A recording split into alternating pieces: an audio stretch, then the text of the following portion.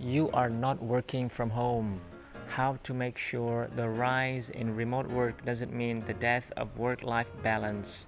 If you are one of the privileged 40% of workers who can do their jobs remotely, you've spent the last few months working from home. Maybe you're struggling, or maybe you've achieved Diamond Medallion WFH status, which includes but is not limited to sending an email from the toilet using the phrase let's circle back.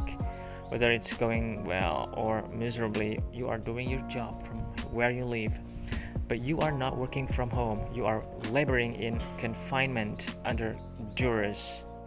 To be very clear, you work from home troubles are mostly gilded problems, not in the same universe as the exploitation of workers happening in meat processing plants or the stresses faced by frontline and other essential workers. But workers still struggle.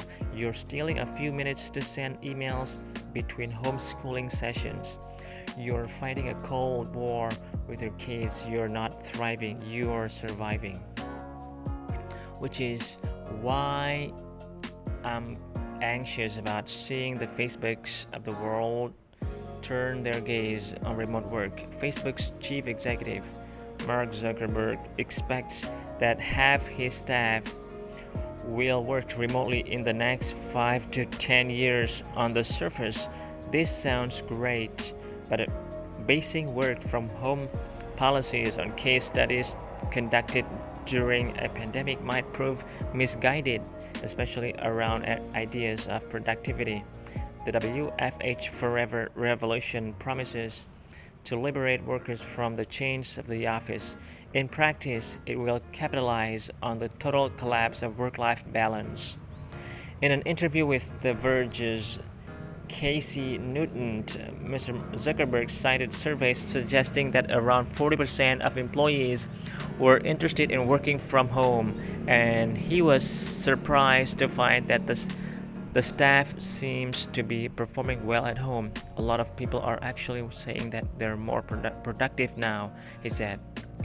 Increased productivity, but at what price? Back in April, Bloomberg reported on a U.S. employee survey administered by Eagle Hill Consulting, which found that just a month into the pandemic, about 45% of workers said they were burnt out after working from home. America's always-on work culture has reached new heights, the Bloomberg article warned.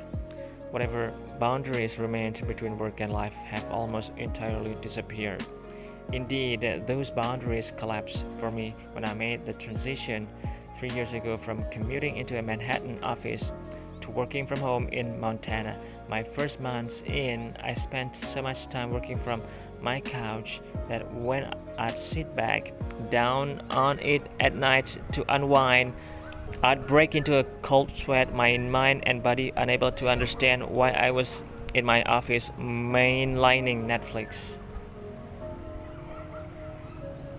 My bosses reaped the benefits, whether they knew it or not. Work on weekends? Why not? I'm already at the office. No commute didn't mean a leisurely morning walk or exercise. It meant waking up, grabbing my phone in bed, and punching the clock. My productivity was through the roof, but I found myself burning out every few weeks, desperate for a vacation or anything that could help demarcate work from leisure. And that was back in the before time when you could gather in public. A shift to remote work may allow employees to leave the expansive, crowded coastal cities where so many companies have clustered. It may usher in better lives for those with the privilege, but I simply don't trust corporations to preside over those switch without forcing employees to sacrifice in the name of productivity what little work-life balance they have left. Facebook and Twitter employees may fantasize about the chance to move to a smaller city and add flexibility to their lives. For many, it might even happen. But tech companies are also masters of scale and excellent at exploiting inefficiencies. One big opportunity will be salary reductions, Mr. Zuckerberg has already hinted that employees would undergo cost of living decreases in pay to work remotely. If you live in a location where the cost of living is dramatically lower or the cost of labor is lower, then salaries do tend to be somewhat lower in those places, Mr. Zuckerberg said last week. But just because pay decreases doesn't mean employer expectations will. Large remote staffs could usher in a new wave of employee surveillance tech, and big tech companies that have been offering catered meals and perks to keep employees tethered to the company campus may no longer have to. Perhaps the work-life wall, a mere pretense by now for many companies, can be demolished without apology. 11 p.m. conference call. Deal with it. You're the one who wanted to live in Oklahoma. Through trial and error, I learned many lessons about how to work from home without losing my mind. Put on real clothes in the morning. Try not to work in the same rooms you sleep or relax in. Break up your day. Set boundaries. I began to use the privilege of working from home to prioritize balance, not productivity. I often work out or run a few errands in the middle of the day and use that missed hour or so in the evening to catch up on work that requires more focus when things are quiet. And when work does slow down, I try not to spin my wheels.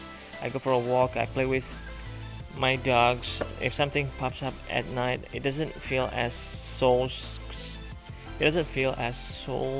crushing when you haven't spent the day chained to the computer. Of course, my WFH flexibility is shaped by the fact that I don't have kids. This makes me a good model of a younger tech industry worker available almost all the time. For those raising children or caring for older or sick relatives, remote work could allow for a restructuring of a daily schedule that allows for more time with family when they're around. That said, employers could use the flexibility to pile on work for the traditional off hours, forcing work late into the night after the kids go to bed. Working from home is sustainable only under the right conditions. To truly get it right, working remotely is an adaptation. Getting rid of the inefficient and maddening parts of the office, that feels like a little act of protest. Offices are bullies. They force us to orient our days around commutes, commandeer our attention with sometimes lovely unscheduled drive-by meetings, and enforce toxic dynamics like trying to look busy or staying until the boss leaves. All those weird quirks are ported over to the remote work world, but they can be quickly silenced by closing your laptop, even if just for a few moments. When the pandemic loosens its grip on the world will look different. Many knowledge workers may leave the office and their now desiccated desk plans behind for good. Mass remote work could be an opportunity to begin to right the many wrongs of work overreach and burnout, but not if it resembles the remote office lives we've constructed during quarantine. Right now we're surviving. We can and should demand to aim higher than just getting by.